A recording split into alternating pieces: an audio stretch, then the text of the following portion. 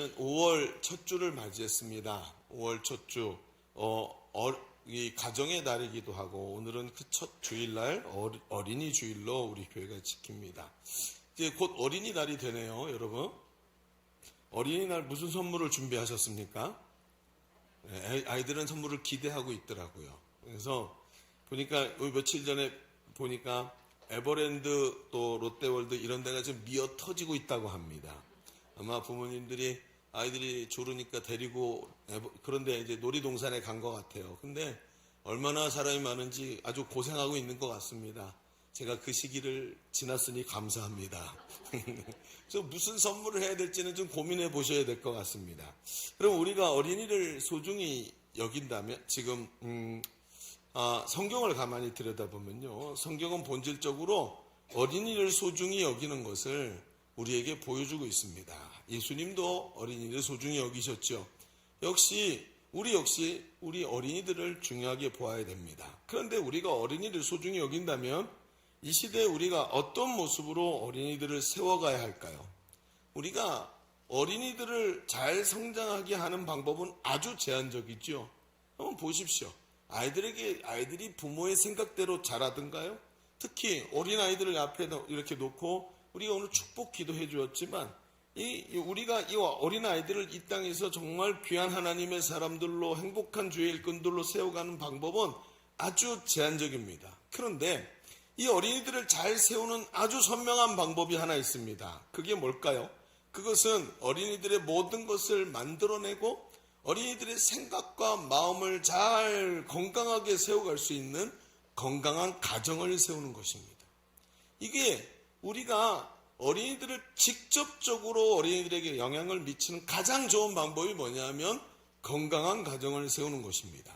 건강한 가정은 어린이들의 영적 벽용이 되죠. 그래서 가만히 아이들을 보면 좋은 가정에서 좋은 부모님 밑에서 자란 아이들은 그 모습이 너무나도 다른 것을 보게 됩니다. 우리 모두 다 공감하는 내용이죠. 그래서 네 부모님이 누구길래 이렇게 너를 참 훌륭하게 잘 키웠니 하면서 이런 칭찬도 하지요. 그렇지만 여기서 가장 큰 문제는 가정이라는 게 말이죠. 내가 가꾸고 노력한다고 잘 되는 게 아니라는 것을 우리는 살아갈수록 알게 됩니다. 마음 먹은 대로 가정이 세워지든가요? 내 자녀들이 부모가 마음 먹은 대로 움직여 주든가요? 아니지요. 여러분 잘 알고 있습니다. 우리도 좋은 가정에서 좋은 자녀들이 성장한다는 것을 너무 잘 알고 있어요. 그런데 내가 목표를 세우고 내 가정을 가꾸고 노력한다고 내 가정이 좋은 가정이 되는 게 아니더라는 거예요. 본래 가정은 하나님이 세우신 줄로 믿습니다. 아담을 지으시고 하와를 그 돕는 배필로 주면서 생육하고 번성하게 만드셔서 가정을 세우신 분이 하나님이세요. 그래서 가정은 말이죠, 그 근원의 뿌리에 하나님의 축복이 있어야 합니다. 하나님의 축복이 그 가정에 있어야 가정이 힘을 얻고 잘 성장하게 되어 있습니다. 그러나 가정을 말입니다, 내가 잘 세우려고 하고 내 노력이 그 가정의 근간이라고 생각한다면 여러분, 내 부족함과 연약함 안에 우리의 가정이 갇히게 되어 있습니다. 그래서 내 노력으로 잘 되는 것이 아니고 만약에 내 노력으로 가정이 잘 된다면 내 한계 속에 가정이 갇혀버린다는 것이죠. 오늘 우리가 읽은 말씀이 바로 룻기의 마지막 부분입니다. 우리가 아마 성경의 인물 중에 가장 잘 안 되는 사람의 대표를 몇 사람 뽑아봐라 한다면 아마 그 중에 한 사람이 오늘 성경에 나오는 나오미일 겁니다. 이 나오미가 어떤 사람입니까? 나오미는 가정을 잘 세워보고자 기근이 든 고향 땅을 등지고 먹을 것이 풍부한 모압 땅으로 이사를 갔습니다. 하나님께서 떠나지 말고 있어라 하셨던 그 아브라함에게 약속하신 그 땅을 등지고 떠났단 말이죠. 그런데 내 생각대로 되지가 않더라는 거예요. 남편이 죽고 두 아들마저 죽고 모든 유혹과 가문까지 다 무너질 상태에 빠져버린 겁니다. 그런데 성경은 이러한 나오미의 무너져버린 가문을 하나님께서 다시 세우시고 그 가정을 복된 가정으로 세워가시는 것을 우리에게 보여주고 있습니다. 오늘 우리가 이제 말씀을 좀 같이 봐야 되겠습니다. 오늘 가정의 달, 또 어린이 주일을 맞이해서 우리는 어떻게 우리의 가정을 세우고 그곳에서 자녀들이 믿음 안에서 잘 성장하는 건강한 가정으로 세워갈 것인지를 함께 나누어 보려고 합니다. 그리고 말입니다. 오늘 이 말씀이 우리의 삶을 변화시켜서 담대하게 이 말씀처럼 가정이 잘 세워질 수 있는 성도의 삶이 되시길 주님의 이름으로 축복합니다. 자, 주보를 펼쳐 보십시다. 주보 3면을 보시면 오늘 말씀은 자녀를 위한 최고의 선물입니다. 목사님 오늘 그러면 아이들 잘 키우라는 얘기일 테니까 이미 아이들 잘 자란 나오고는 상관이 없겠네요. 한번 잘 들어보십시오. 피해갈 수 있나? 하나님이 참 오늘 은혜의 말씀으로 함께 하실 줄로 믿습니다. 자, 그래서 오늘 두 가지를 좀 우리가 나눠야 될 텐데, 첫 번째는 이렇게 한번 써볼까요? 자녀를 위한 최고의 선물이 뭡니까? 라고 말할 때, 첫 번째, 내가 자녀를 위해 할 수 있는 일이 없다는 것을 인정해야 합니다. 내가 자식을 위해 할 수 있는 일이 없구나. 이걸 먼저 인정하는 것이다. 자, 한번 얘기를 좀 펼쳐가 보죠. 자, 우리는 이 문제를 다루기 전에 먼저 문제라는 것이 어디서부터 비롯됐는지 알아야 됩니다. 이를 위해서 우리가 가진 가정에 대한 생각을 먼저 살펴보십시다. 우리는 가정을 소중히 여깁니다. 그래서 가정이 잘 되기를 바라고 더 좋은 가정으로 세워가려고 합니다. 이건 좋은 생각입니다. 그러나 우리가 하나 간과하는 게 있는데, 이렇게 소중한 우리 가정이 씻을 수 없는 죄악으로 얼룩져 있다는 것을 사람들은 잘 인정하지를 않습니다.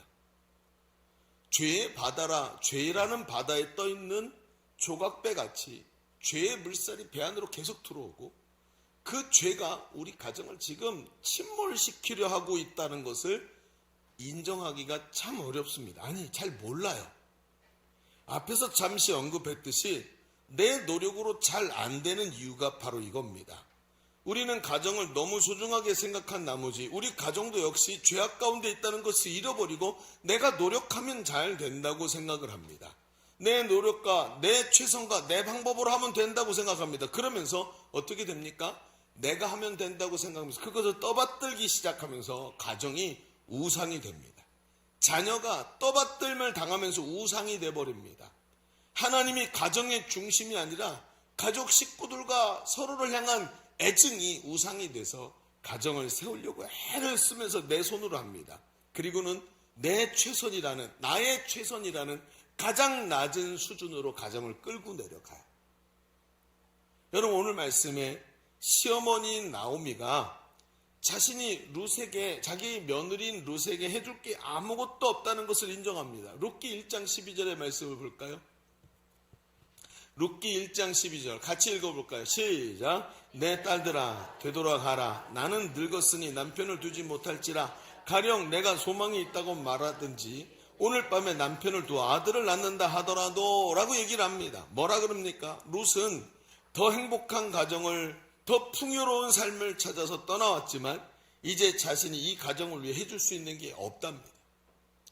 여러분, 지금 왜 이런 말을 하냐면, 여러분 잘 아시죠? 유대인들은 이 가업을 연결하는 걸 중요하게 생각하는데, 이들은 말입니다, 혈족이 중요한 게 아니에요. 뭐가 중요하냐면 땅을 기준으로 생각해요. 하나님이 약속하신 가나안 땅을 분배받은 곳에 있고 그 분배받은 유업을 유지하는 게 하나님 백성으로서의 방법이라고 생각해요.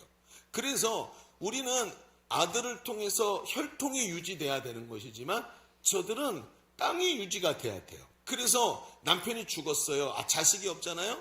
그러면 여기는 혈통이 끊어졌구나. 그게 아니라 자기 동생을 통해서 동생이 형수를 아내로 맞이해서 형을 위해 자식을 낳게 만들어줘요. 죽은 형을 위해. 그리고 그 자식이 뭐예요? 그 유업을 연결시켜요. 아버지의 이름으로. 이렇게 돼 있어요. 그래서 유업이 사라지면 안 되는 거예요. 그러니까 여기도 마찬가지죠. 룻이 지금 나오미가 두 명의 며느리가 있는데 아들이 둘 다 죽었어. 며느리 둘만 남았어요. 내가 오늘 아들을 낳는다고 네 남편이 되어줄 수 있겠느냐? 이렇게 하면서 우리에게 지금 철저하게 해줄 수 있는 것이 나에게 남지 않았다고 이야기를 하는 겁니다. 여러분, 이것이 아주 중요합니다. 여러분, 이 말은 그냥 하는 말이 아닙니다. 자신이 겪은 절망의 벽 앞에서 하는 말입니다. 내가 생각하던 나를 행복하게 해줄 수 있는 내 노력이 아무런 의미가 없었다고 말하는 순간이 되는 겁니다. 그럼 어찌 보면 대단히 염세적인 말이라는 생각이 들지만 이 말이 아주 중요합니다. 왜 그럴까요? 이 순간이 오지 않으면 사람은 마음을 돌이키지 않기 때문에 그렇습니다. 여러분 한번 생각해 보시죠. 그러면 이빨에 문제가 있어요. 그래서 가끔 시리고 아파요. 근데 사람들이 어떻게 하죠? 이제 오라메디 같은 거 먹으면 돼. 뭐 이렇게 뭐 시린니 뭐 이런 걸로 칫솔질하면 돼. 그러면서 하지요. 임시방편으로 좀 덜 시립니다. 옆에서 말하지요. 아 여보 좀 치과 좀 가세요. 매일 왜 이렇게 이빨 때문에 고생해. 아 알았어 안 가죠. 근데 어느 날 아침에 남편이 없어졌어. 어디 갔는지 치과 가서 왜 그런가 했더니 어젯밤에 치통으로 죽을 뻔한 거야. 잠을 못 자. 그러면 사람이 언제 병원 또 쫓아가지요? 내 몸은 내가 잘 안다고 하면서 버티던 사람도 치통을 밤에 한번 경험하면 아침에 치과 문 열기 전에 가서 기다리고 있습니다. 그렇죠? 여러분 통증이 밀려올 때 내 몸은 내가 잘 알아 라고 버티던 사람도 응급실로 또 쫓아가는 겁니다. 나오미를 보십시오. 이 가정을 위해 내가 뭔가를 하겠다고 생각할 때 고향을 등지고 하나님을 등지고 떠났지만 내가 이 가정을 위해 할 수 있는 것이 별로 없다라는 것을 깨달을 때 돌아가서 하나님의 말씀하신 약속으로 돌아갈 생각을 합니다. 돌아가야 되겠다. 이게 중요한 거예요. 그래서 중요한 게 뭐예요? 내가 해줄 수 있는 게 없구나. 이때 바로 기업 물을 자인 보아스를 만나게 되는 겁니다. 여러분 유대인에게는 고엘 즉 기업 물을 자라는 제도가 있습니다.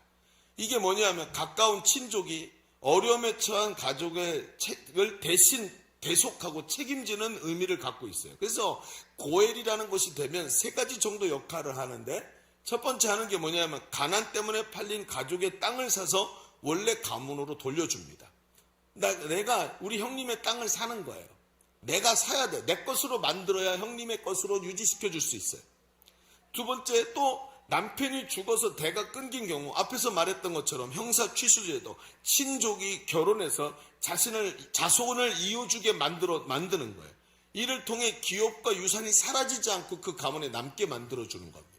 또 경제적으로 사회적으로 연약한 가족을 대신 돌보는 이 책임을 지는 거예요. 나오미가 자신이 해결할 수 없음을 인정하고 다시 돌아가 이 문제를 하나님께 맡겨드리는 것이 최선이라는 것을 인정하기 시작할 때 하나님은 나오미에게 기업 물을 자인 보아스를 만나게 하시고 그 가정을 회복시키시는 겁니다. 여러분 제가 오늘 이 이야기를 여러분과 또 나눠야 할까 고민을 참 많이 했습니다. 그리고 저희 가정을 많이 생각을 했기 때문에 이야기할까 말까 하고 고민을 하다가 여러분과 함께 나누기로 마음을 먹고 얘기를 합니다. 저도 제 세 자녀를 양육을 했습니다. 자녀들이 자랄 때 제가 아이들을 잘 가르칠 수 있다고 생각을 했습니다. 왜냐하면 저는 청소년 사역을 10년도 넘게 했습니다. 아이들을 많이 양육을 했고 또 청년 사역을 거의 30년을 했습니다. 그러니까 부모가 자식을 낳고 지도하고 잘 가르치면 자녀들이 성품도 올바르고 또 문제도 해결하고 훌륭하게 성장할 줄 알았습니다. 그러나 저는 제 자녀들이 죄악 세상 안에서 살아가야 한다는 것을 잘 인식하지 못했어요. 아침에 학교 가면 잘 갔고 돌아오면 잘 들어왔으니까 아무 문제 없다고 생각을 한 겁니다.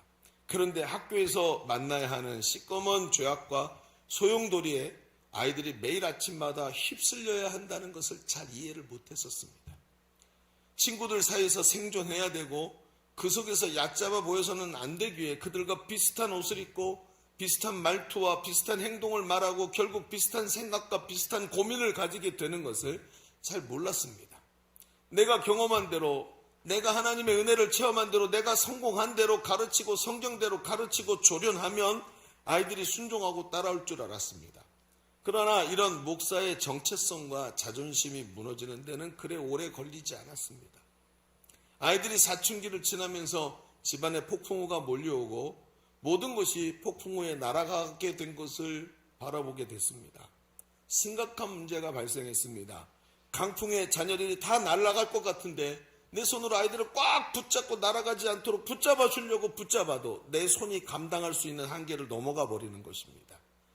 그때 제가 깨닫게 됩니다. 결국 내 손으로 할 수 있는 게 없구나. 내가 노력해갖고 아이들이 변하는 게 아니었구나. 내가 노력한다고 이 아이들이 하나님의 백성으로 성장하는 게 아니었구나 하고 깨닫는 순간이 제 손에서 아이들의 손이 딱 떨어지는 순간이었어요. 결국에는 제가 할 수 있는 것은 하나님께 매달려 기도하는 것 말고는 아무것도 없다는 것을 인정하는 데까지 꽤 어려운 시간을 가지게 되었습니다. 그런데 그것을 인정할 때 저는 우리 가정에 기업 물을 자를 만나게 되었습니다. 오늘 성경에도 보면 기업 물을 자에 대한 룻기의 기록을 보면 눈에 띄는 대목이 있는데 이 룻기 4장 3절을 볼까요? 제가 한번 읽어보겠습니다. 룻기 4장 3절에 이렇게 써 있어요. 보아스가 그 기업 물을 자에게 이르되 모압 지방에서 돌아온 나오미가 우리 형제 엘리멜렉의 소유주를 팔려 함으로 내가 여기 앉은 이들과 내 백성의 장로 앞에서 그것을 사라고 네게 말하여 알게 하려 하노라 하고 얘기를 합니다. 이게 무슨 얘기냐면, 자, 들어보십시오. 자, 나오미가 자기 며느리 룻과 둘이 돌아왔어요. 둘 다 과부입니다. 그래 어떻게 해야 돼? 먹고 살 게 없으니까 가서 타작마당에 가서 떨어진 씨앗들을 손으로 주워서 그걸로 먹고 살아야 되는 거예요. 그래서 율법에 어떻게 돼 있어요? 타작할 때 땅바닥에 떨어진 이삭은 줍지 못하게 돼 있어요. 마치 우리가 감 딸 때 까마귀 먹이, 까치 먹이 이렇게 두면서 하나 안 따지요? 한두 개 그런 거 모르세요? 그래요. 그래서 그런 거 남겨두듯이 남겨두게 돼 있어요. 그래서 가서 보아스라는 유력자의 집에 밭에 가서 그걸 줍다가 보아스를 만나죠. 그리고 보아스가 당신이 우리의 기업 물을 자입니다 라고 얘기하니까 보아스가 그것에 대해서 책임을 느낍니다. 그리고는 그래 그럼 내가 그렇게 하마 라고 얘기를 하는데 문제가 생겼어요. 문제가 뭐냐면 기업 물을 자가 어떻게 되냐면 촌수에 따라서 생기는 거예요. 자, 나오미 지금 나오미가 젊은 과부인데 이 젊은 과부를 보아스가 자기 아내로 맞아들어야 되는데 촌수를 딱 따져보니까 나보다 먼저 권리가 있는 사람이 있는 거예요. 그래서 그 사람한테 먼저 가서 이제 성문 앞에서 사람들을 다 모아놓고 이제 재판을 벌이는 거예요.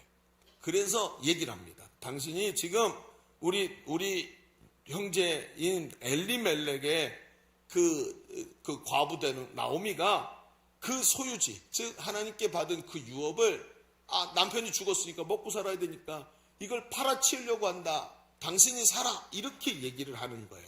여기서 중요한 게 뭐냐면 뒷얘기는 우선 잠깐 접어놓고요. 결국 이렇게 뭐가 돼야 되냐면 즉 기업 물을 자가 되기 위해서는 소유권이 그 기업 물을 자에게 가야 되는 거예요. 그래서 어떻게 하냐면 정당하게 땅을 돈 주고 사서 자기 소유로 삼고 그것을 다시 죽은 형제의 것으로 지정해 줘야 되는 겁니다.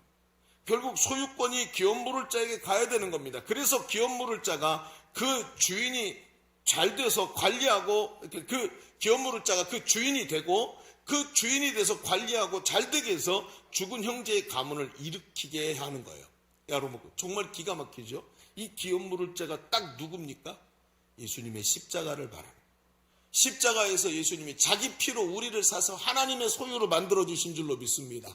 죄에서부터 우리를 사서 하나님의 것 만들어준 게 딱 이 기업 물을 자 내용에 들어가 있어요. 저는 말입니다. 우리 가정을, 저희 자녀들을 저의 기업 물을 자가 되시는 주님의 손에 맡겨드릴 수밖에 없었어요. 그 무슨 얘기입니까? 주권을 하나님께 내어드리는. 하나님, 제 손으로 할 수 있는 게 없네요. 처음부터 그랬지만 이제야 너무 완악하고 무지해서 이제야 인정하게 됐습니다. 하나님, 제 자식은 제 게 아니고 하나님의 것이었습니다. 내가 내 자식을 사랑하지만 나보다 내 자식을 더 사랑하시는 분이 우리 하나님이십니다. 할렐루야. 이걸 인정하게 된 거예요. 실제로 제 손으로 할 수 있는 게 없었습니다. 근데 이제 뭐 해야 됩니까? 기도해야 되잖아요. 하나님께 맡겨드렸으니까 기도해야 되잖아요. 그래서 기도가 더 필요하게 됐어요. 그래서 교회를 이끄는 목회자의 자존심으로 이걸 밝히고 기도를 요청하기가 너무 어려웠는데 하나님 앞에 이걸 고백하고 나서 나만 알고 있는 게 아니라 기도해달라고 말해야 되겠다 하고 이야기를 시작했습니다. 그래서 제일 가깝게 매일 아침마다 출근해서 전도하고 사역하는 우리 풀타임 사역자들에게 기도 부탁을 하기 시작했습니다. 저희 집에 이런 문제가 있습니다. 우리 자녀들을 위해서 기도해 주십시오. 제가 제 손으로 제가 가르치면 될 줄 알았는데 제가 하나님 앞에서 제가 할 수 있는 게 없다는 것을 인정할 수밖에 없게 됐습니다 하고 이야기를 했어요. 그리고 기도를 부탁했습니다. 그랬더니 우리 사역자들이 기도를 시작했습니다. 아침마다 1시간씩 기도하는데 아침마다 와가지고 담임 목사님과 가정을 위해, 새 자녀를 위해, 사모님의 건강을 위해, 사역을 위해, 희한하죠. 한번 의무적으로 기도하고 지나가는 게 아니라 가장 강력한 기도로 그 기도 속에 그 내용들이 나오기 시작했습니다. 그런데 이게 확장되기 시작합니다. 월요 기도회, 릴레이 기도회 가운데 여러분 모든 기도 모임과 목장 모임에까지 이 기도 제목이 확장되기 시작했습니다. 나중에는 주일날 예배를 드리는데 주일날 대표 기도자들까지 그 기도를 하기 시작했습니다. 여러분 왜 우리 교회 기도에 그게 나오기 시작했는지 아시겠습니까? 이거였습니다. 그리고 나서 영문도 모르고 앞에 나와 있는 대표 기도자들이 그 기도 제목을 가지고 계속 목사님의 세 자녀 이러면서 기도하기 시작했던 것입니다. 그리고 지금 시간을 지나고 보니까 하나님이 기적같이 일하신 줄로 믿습니다. 내가 할 수 없는 것 하나님이 하시더라고요. 부모와 자녀 간의 오해가 풀리기 시작합니다. 그리고 마음의 상처가 남지 않도록 깨끗하게 치유해 주시고 오히려 그 빈자리를 사랑으로 채워주시는 하나님의 은혜가 넘치는 가정이 된 줄로 믿습니다. 여러분 하나님이 하셨습니다. 제가 이 기간에 기도하면서 크게 깨달은 것은 하나님께서 일하시는 것을 발견하는 것입니다. 하나님은 말뿐만이 아니라 항상 내 옆에 계시는 것을 발견했습니다.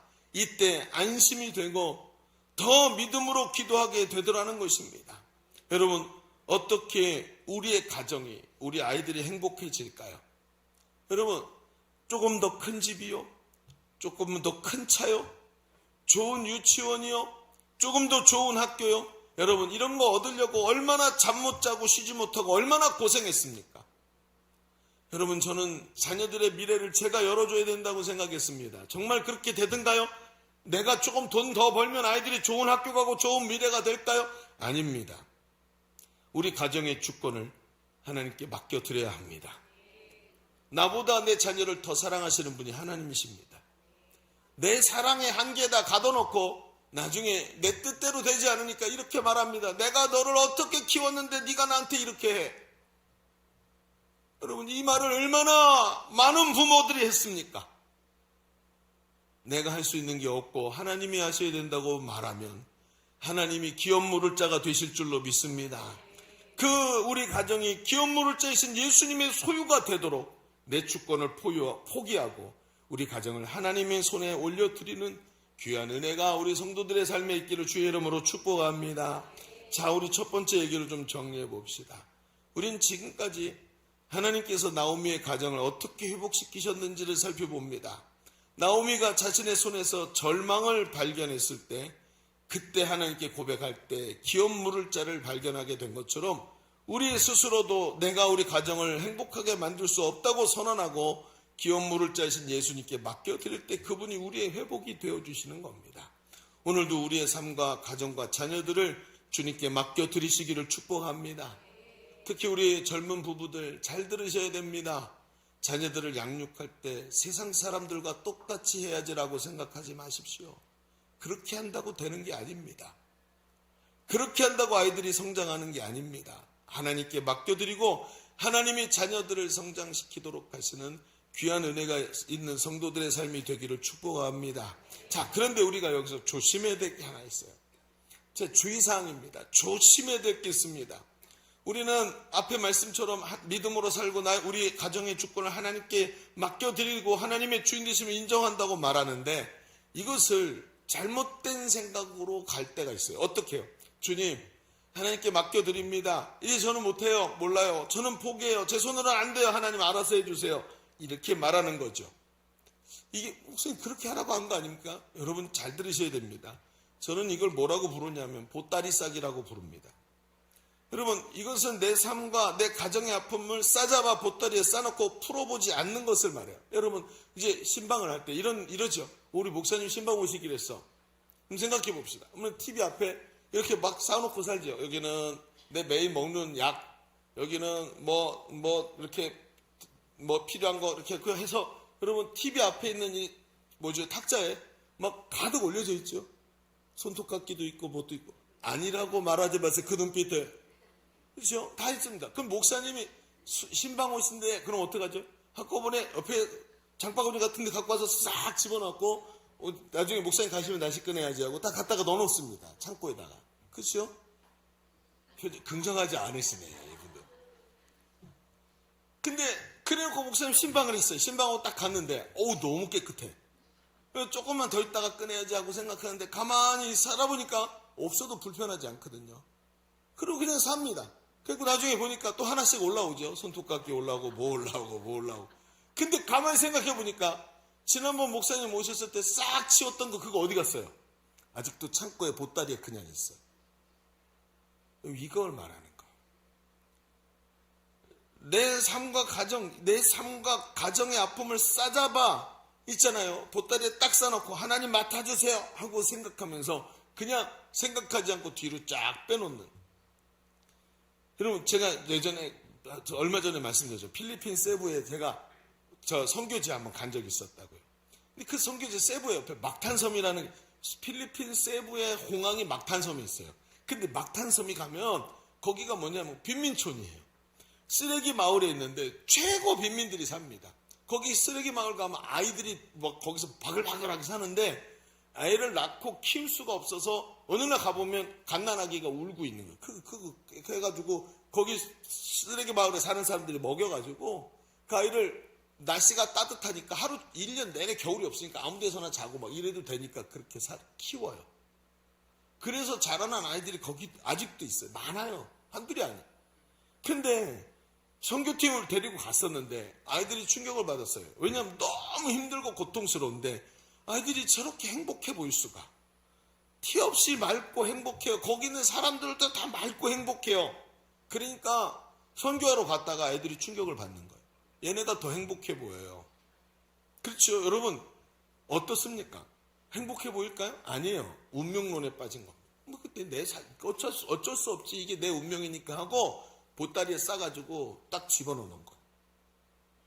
그리고는 이게 내 삶이야. 그리고 화상을 입었는데 화상을 치료를 안 해가지고 여기 뒤에 무릎 뒤에 화상을 입었는데 가서 선교사님이 와라. 그래서 가서 치유하면 되는데 치유를 안 해가지고 두 개가 붙어버렸어요. 그리고 다리를 쭉 못 펴. 이걸 운명으로 그냥 받아들이는 거예요. 그러니까 편안한 거예요. 여러분 우리 잘 생각해 보십시오. 하나님께 맡겨드리라가 이걸까요? 하나님의 주권을 인정하라. 그래서 하나님께 맡겨드리면 내 자녀들이 행복해진다. 그리고 이게 자녀와 가족에 있는 문제를 모두 보따리에 싸가지고 창고에 집어넣고 하나님 알아서 해주세요. 그리고 나는 오늘 내 삶을 살아. 여러분 이 얘기가 남의 얘기가 아니라는 걸 우리는 금방 압니다.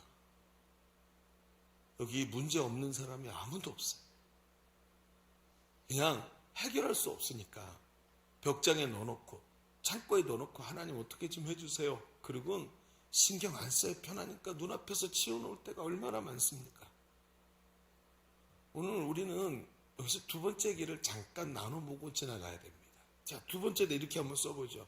앞에 뭐라 그래요? 내가 내 자녀를 위해 할 수 있는 게 없다는 것을 인정해야 된다 그랬죠. 그러면 이제는 그 인정하는 데서 끝나는 것이 아니라 이제는 묶어둔 보따리를 푸는 은혜를 경험해야 돼요. 이 묶어둔 보따리를 풀어야 됩니다. 어떻게 그게 되냐고요? 우리는 평소 우리가 가진 자세보다 더 본질에 다가서는 자세. 목사님 말씀이 늘 그렇죠. 그게 아니라 조금 마치 옷을 다 벗고 알몸으로 목욕탕 들어가듯이 실제로 내 삶을 여기다 비춰보는 자세가 필요해요. 자, 한번 얘기를 들어보십시오. 자, 기업 물을 자에 대해서 얘기를 해보죠. 기업을 물으는 행위는 앞에서 말씀드린 대로 가까운 친족이 먼저 하게 돼 있다 그랬죠. 그런데 보아스는 자신이 그 순서에서 제일 가까운 사람이 아니라는 것을 알게 됐어요. 그리고 그 다음날 그렇죠. 제일 가까운 사람과 자기 그리고 성읍 장로들 10명을 모아서 성문에 모이게 합니다. 자, 성문에 10명의 장로가 모이는 것은 당시 법정의 모습인 겁니다. 그리고 보아스가 그 첫 번째 기업 물을 자에게 얘기합니다. 우리 형제 엘리멜렉의 소유지를 지금 그 과부가 팔려고 한다. 그런데 그것을 사겠는가 그랬어요. 자, 그랬더니 이 첫 번째 기업무를자가 그 얘기를 딱 듣더니 자기가 기업무를자에 대해서 관심도 없고 잘 몰라요. 그런데 무슨 얘기를 들었냐면 이 땅이 네가 사면 돼 이렇게 됐어. 너한테 권리가 있어. 아 그래? 나도 땅이 더 있었으면 좋겠는데 분배받은 땅이 다 똑같지요. 그 땅이 여호수아 때 받은 땅 그거예요. 그러니까 더 없는 거죠. 그러니까 더 주면 좋지. 그럼 내가 할게. 그래서 얘기를 했는데 거기다 대고 그 보아스가 그 기업무를자에게 얘기를 합니다. 이건 말이야. 잘 들어보셔. 당신이 땅만 가지는 게 아니야. 이게 기업무를자의 제도가 뭐냐면 그러면서 딱 설명을 해줘요.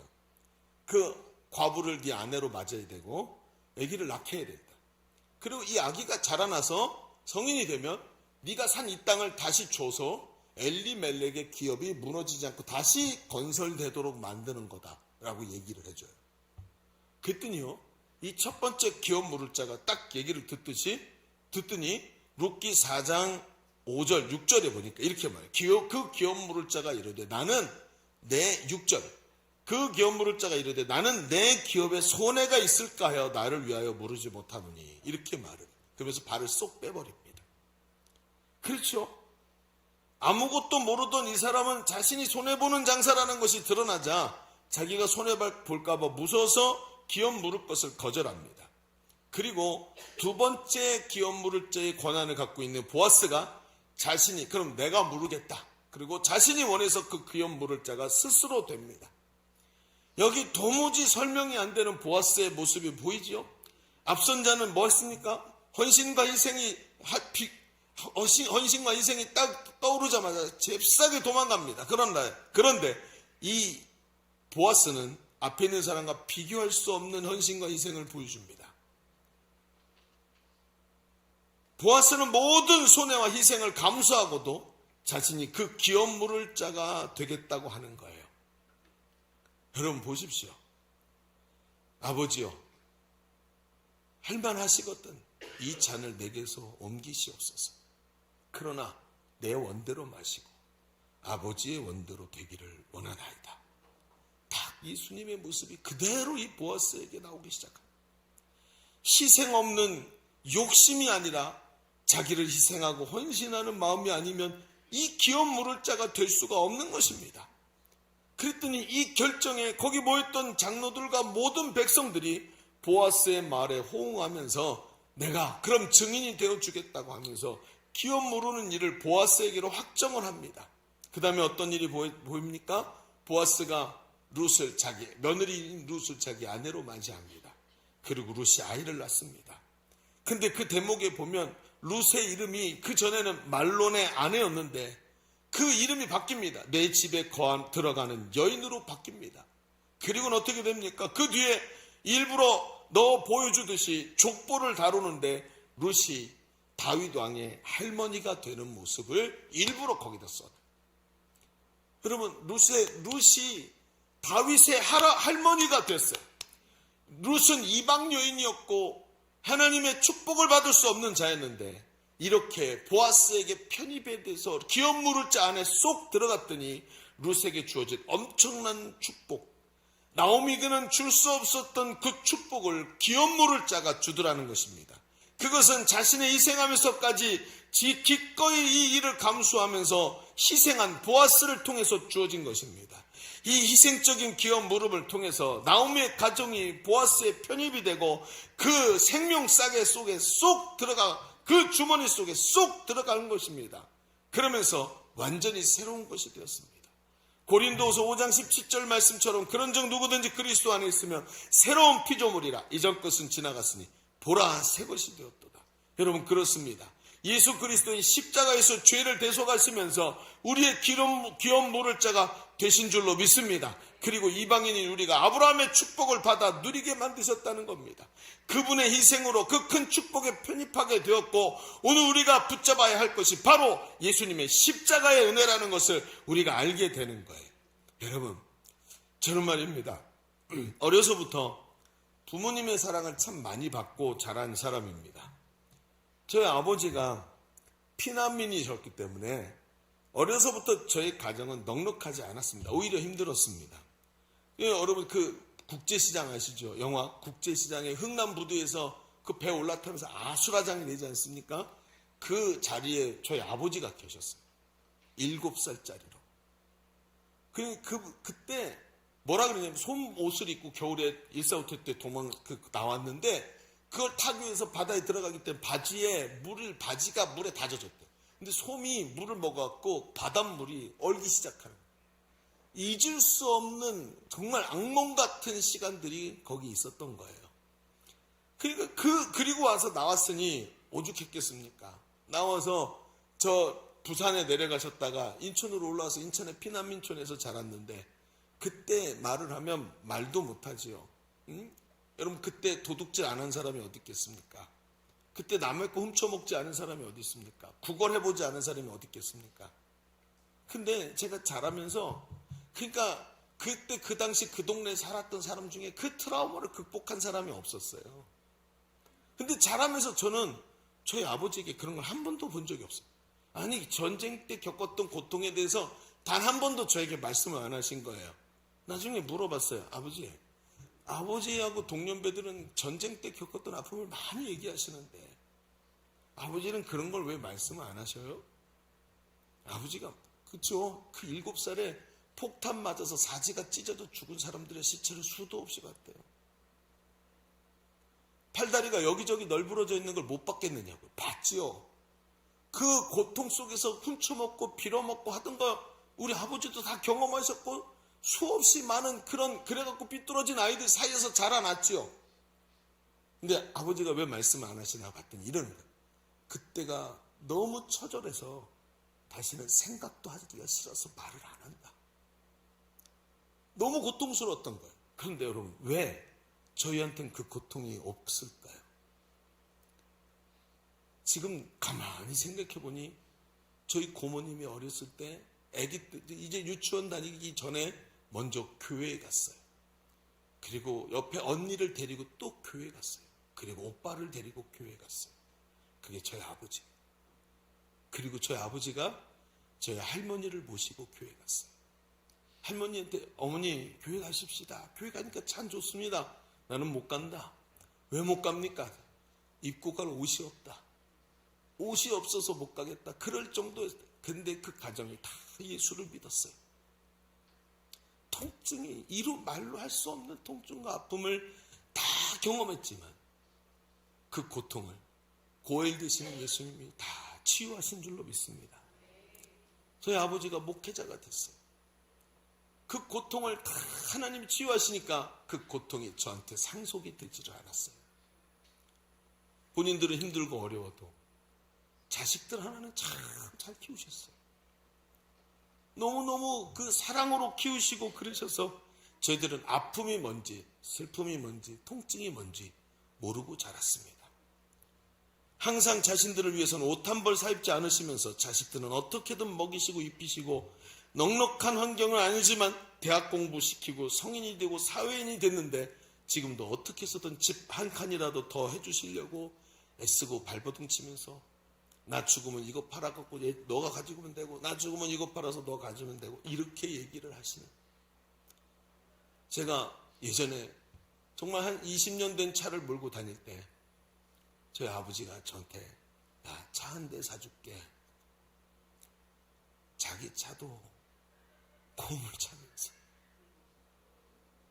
그러니까 그 감동이 늘 이 속에 있는 거예요. 우리는 가난했지만 그분들의 회복된 예수님을 만나서 회복된 그것이 희생과 헌신으로 우리의 가정의 상처를 다 치유했습니다. 꽁꽁 싸맸던 그 보따리를 다 풀어서 다 해결하게 만드셨어요. 그러니까 우리한테 남은 게 고통과 통증이 없었던 거예요. 여러분 어떠십니까? 앞에서 말했던 사람은 자신의 고통을 마주할 힘이 없어서 보따리에 다 싸놓고 운명이거니 하면서 산다고 했습니다. 그게 사람입니다. 관계의 아픔에 보따리를 싸놓습니다.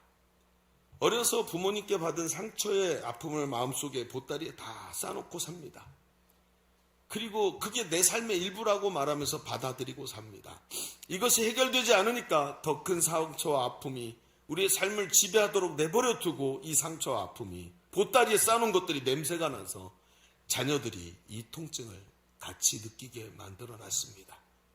여러분, 아닙니다. 이 보따리를 풀어내기 위해서는 우리의 기업물을 짜 되시는 예수님의 헌신과 희생이 필요합니다. 아멘이십니까? 그 희생을 내가 먼저 체험해야 합니다. 예수 그리스도가 나의 기업물을 짜가 되셔서 나를 회복시키시는 그 희생의 사랑을 체험한 사람은 내 가정에 쳐다보기도 싫은 그 아픔의 보따리를 풀어내기 시작합니다. 저 보따리를 풀면 그 속에 가득 찬 아픔과 상처와 고통들이 사방으로 튈 것이 뻔하지만 내가 경험한 그 큰 사랑 때문에 저 아픔을 품어낼 수 있게 됩니다. 그리고 용서의 자리, 희생의 자리에 내가 설 수 있게 됩니다. 혼자 그 아픔을 다 뒤집어 쓰는 것 같지만 사랑이 넘쳐나기 때문에 그것을 다 품어낼 수 있는 힘이 바로 예수님을 체험한 사람에게 있는 것입니다. 이때 보따리는 풀리고 내 마음은 눈 녹듯이 상처가 사라지고 치유되는 것입니다. 십자가에서 희생의 사랑으로 우리의 기업물을 짜가 되시는 그리스도가 주인 되시고 하나님의 은혜에 편입이 되고 예수님의 가문이 되는 줄로 믿습니다. 이게 바로 보따리를 푸는 은혜입니다. 여러분, 우리의 상처를 우리는 저 깊은 곳에 처박아 놓습니다. 얼마나 많은지 표현이 안 돼요. 그리고 하나님 앞에서 은혜 받은 것을 은혜만 받으면 된다 생각, 은혜 그러고 살아가죠. 근데 때만 되면, 일만 되면 이게 나도 모르는 사이에 퍼져나와서 자녀들에게 갑니다. 가정을 계속 힘들게 합니다. 오늘 여러분, 우리의 기업물을 짜 되시는 예수님이 그 사랑과 은혜로 우리의 아픔을 치유하시는 성도의 삶이 되어야 할 줄로 믿습니다. 신앙생활이 그거예요. 더 깊이 나와야 합니다. 절대로 여러분, 우리 교회 특징이 뭡니까? 도 아니면 뭡니다. 안에 들어와야 됩니다. 깊이 들어와서 복음을 체험하고 예수님의 제자로 변화되어야 합니다. 그게 없으면 늘 바깥에 매달려 있다가 어느 날 떨어지는 사람이 되는 거예요. 여러분, 나오미는 내가 할 수 있는 것이 없다는 것을 인정하고 하나님의 은혜의 품으로 뛰어들어가서 기업물을 자를 만나고 그 희생과 헌신으로 회복되는 은혜 안에 들어갔습니다. 오늘 우리 가정에 서야 할 자리가 여기인 줄로 믿습니다. 사랑하는 성도요, 오늘 사랑하는 가정을 위해서, 우리 자녀를 위해서 무엇을 할 수 있겠습니까? 나는 아무것도 할 수 있는 게 없다고 선언하시기를 축복합니다. 오직 내가 받은 그 희생의 사랑으로 가정의 아픔의 보따리를 풀어내야 합니다. 정면으로 마주서야 합니다. 그 사랑의 희생을 감수할 때 우리의 진정한 고엘 되시고 우리의 진정한 기업물을 짜가 되시는 예수님의 사랑이 우리의 가정과 삶을 회복시키실 줄로 믿습니다. 우리 말씀을 마무리합시다. 오늘 우리는 어린이 주일을 맞이해서 가정의 모습을 말씀을 통해서 보았습니다. 집안에 아픔의 보따리들이 있어서는 안 됩니다. 아이들은 그 아픔을 그대로 유산으로 물려받게 됩니다. 여러분, 어린이날 무슨 선물을 준비했습니까? 여기 우리 가정과 아이들을 위한 최고의 선물이 있습니다. 오늘도 가정을 기업물을 짜 되신 예수 그리스도께 맡겨드리고 그분의 희생과 헌신의 사랑으로 보따리를 다 풀어내고 최고의 선물을 자녀들에게 넘겨주시는 우리 하나님 앞에 은혜가 충만한 우리 부모님들 다 되시기를 주의 이름으로 축복합니다. 기도하겠습니다.